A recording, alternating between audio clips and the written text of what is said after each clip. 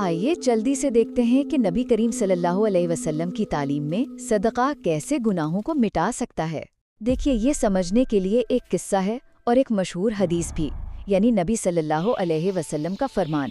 और इसमें ना अल्लाह की रहमत पाने का एक बड़ा सिंपल तरीका मिलता है। एक सहाब आए नबी करीम सल्लल्लाहु अलैहि वसल्लम के पास अपने गुनाह का बताने। अभी बात हो ही रही थी कि एक ज़रूरतमंद आ गया मदद मांगने। तो आप सल्लल्लाहु अलैहि वसल्लम ने उन साहब से कहा, जाओ इसकी मदद करो, सदका दो। उन्होंने फ़ौरन दिया और आप सल्लल्लाहु अलैहि वसल्लम ने फरमाया, लो तुम्हारे इस सदक़े ने तुम्हारा गुनाह मिटा दिया। देखा, सदका और फ़ौरन माफ़ी, क्या कनेक्शन है। वो मशहूर हदीस याद है ना, नबी करीम सल्लल्लाहु अलैहि वसल्लम ने फरमाया, सदका गुनाहों को ऐसे मिटा देता है जैसे पानी आग को बुझा देता है।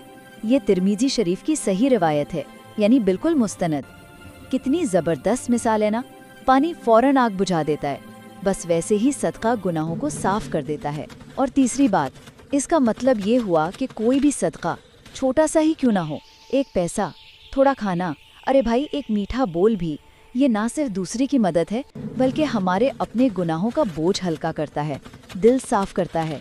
तो जब भी लगे कि गुनहगार हैं, फ़िक्र ना करें, नेकी करें, खैरात करें। अल्लाह की रहमत बहुत बड़ी है, कोई नेकी छोटी नहीं होती। तो सीधी सी बात यह है कि नेकी, ख़ास तौर पर सदका, गुनाहों की माफ़ी का एक पक्का ज़रिया है, जैसा नबी करीम सल्लल्लाहु अलैहि वसल्लम ने सिखाया।